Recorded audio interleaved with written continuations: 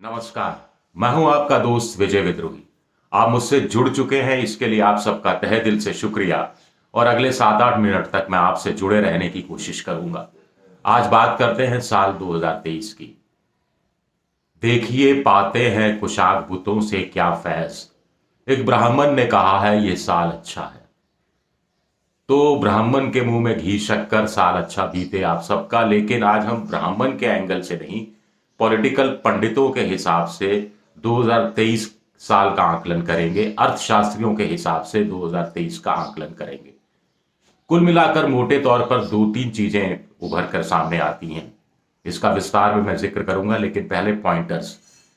2023 चुनावी साल है, लिहाजा तय है कि हिंदू मुसलमान बहुत होगा। लव जिहाद, यूनिफॉर्म सिविल कोड, धर्मांतरण विरोधी बिल, वीर सावरकर, तमाम चीजें सामने आएंगी। दूसरा, ये साल महंगाई का दौर का साल होगा। बेरोजगारी, आर्थिक मंदी, चीन के कोविड का दुनिया में होने वाला असर, यूक्रेन और रूस की लड़ाई अगर लंबी चलती है तो उसका होने वाला असर, ये सारी चीजें इंपैक्ट करेंगी पूरे साल। तो इससे मोटे तौर पर होगा क्या कि ये चुनावी साल है तो रेवड़ियों की बरसात होगी, एक चीज। और रेवड़ियां प्रॉमिस करना विपक्ष के लिए आसान होगा।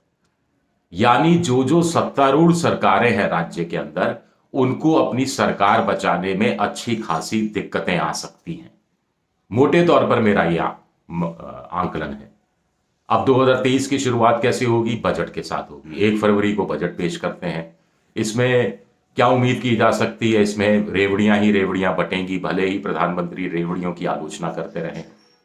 2019 के लोकसभा चुनाव से पहले किसान सम्मान निधि के तहत 6,000 रुपया किसानों को दिए जाने की घोषणा थी। इस बार इसे बढ़ा दिया जाएगा, ऐसा माना जा रहा है। कुछ लोग कह रहे हैं डबल, अगर डबल नहीं यानी 12,000 नहीं तो 10,000 किया जा सकता है, ऐसा मोटे तौर पर कहा जा रहा है। बड़ी बड़ी परियोजनाओं की शुरुआत हो सकती है, जिसमें जिन जिन राज्यों में विधानसभा चुनाव होने हैं उनको खास तौर से ध्यान में रखा जा सकता है। इनकम टैक्स में छूट में एक रिलीफ दी जा सकती है। इस तरह की बातें मोटे तौर पर कही जा रही हैं कि ऐसी रेवड़ियां बांट सकती है मोदी सरकार। चलिए, फरवरी निकल गया। मार्च से मई के बीच में कर्नाटक में चुनाव है, नॉर्थ ईस्ट में नागालैंड में चुनाव है, त्रिपुरा में चुनाव है, और साथ ही साथ शायद मेघालय में भी चुनाव है। कर्नाटक के चुनाव पर सबकी नजर है। कर्नाटक में क्या होगा? आज की तारीख में माना जा रहा है कि कर्नाटक और त्रिपुरा में बीजेपी स्टिकी विकेट पर है। इसके बाद मई भी निकल जाएगा, फिर जून जुलाई में हो सकता है जम्मू कश्मीर में चुनाव हो, और उसके बाद नवंबर दिसंबर के अंदर सबसे महत्वपूर्ण चुनाव होंगे हैं। राजस्थान है, मध्य प्रदेश है, कर्नाटक है, कर्नाटक नहीं तेलंगाना है, और छत्तीसगढ़ है। यहाँ पर राजस्थान के अंदर कांग्रेस को अपनी सरकार बचाना मुश्किल है। तेलंगाना में केसीआर अपनी सरकार जैसे तैसे बचा ले जाएंगे, ऐसा मोटे तौर पर कहा जा रहा है। मुख्य चुनौती यह है कि कांग्रेस क्या तीसरे नंबर पर खिसक जाएगी। मध्य प्रदेश में बीजेपी की सरकार बचना मुश्किल है। छत्तीसगढ़ में कहा जा रहा है भूपेश बघेल अपनी कांग्रेस सरकार बचाने में कामयाब हो जाएंगे। आगे चुनावी रेवड़ियों की बात हो रही थी, तो चुनावी रेवड़ियां क्या होंगी? एक जमाना था जब किसानों के कर्जे माफ करना चुनावी रेवड़ी हुआ करता था, किसानों के बिजली के बिल माफ करना रेवड़ी हुआ करता था। अब ये ट्रेंड बदला है।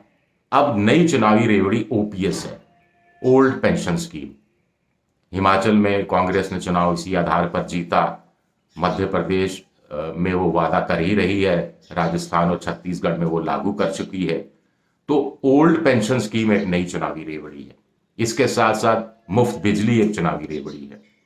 तीसरा, महिलाओं को 1,000 रुपया हर महीना देना, ये एक मोटे तौर पर चुनावी रेवड़ी है। ऐसा माना जा रहा है कि इनकी संख्या बढ़ सकती है।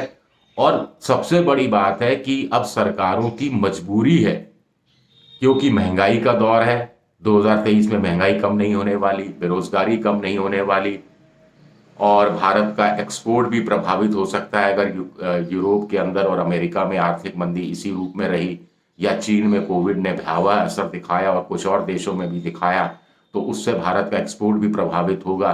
एक्सपोर्ट प्रभावित होगा तो उत्पादन कम होगा, उत्पादन कम होगा तो लोगों की नौकरियां जाएंगी। आज की तारीख में भी 3.5 करोड़ से लेकर 3,90,00,000 लोग तत्काल नौकरी की जरूरत है, ऐसा महसूस किया जा रहा है, ऐसा सब तमाम अर्थशास्त्री कह रहे हैं। तो इस दौर में हर किसी के हाथ में कुछ रखना सरकार की एक तरह से मजबूरी भी हो जाएगी। शहरी मनरेगा राजस्थान की तर्ज पर एक नया ये चुनावी शगुफा हो सकता है ओपीएस के साथ साथ। तो इन सब दौर से चीजें गुजरने वाली हैं और ऐसे में 2023 कैसा बीतेगा ये अपने आप में बड़ा दिलचस्प है। 2024 के संदर्भ में इसे सेमीफाइनल कहा जा रहा है, मुझे लगता है सेमीफाइनल नहीं, ये प्री फाइनल है, एक तरह से प्री फाइनल के रूप में इसे लिया जाना चाहिए। चलिए, छोटा ही वीडियो है, शुक्रिया आप सबका। अगर मेरा ये वीडियो पसंद आए तो इसको आप सब्सक्राइब कीजिए, शेयर कीजिए और घंटी जैसी आकृति बेल आइकन है इसे दबा दीजिए ताकि आपको मेरे नए वीडियो की जानकारी हो जाए। @विद्रोही7 मेरा ट्विटर हैंडल है, फेसबुक पर भी मेरा पेज है विजय विद्रोही पेज, आप उसके जरिए भी मुझसे जुड़ सकते हैं।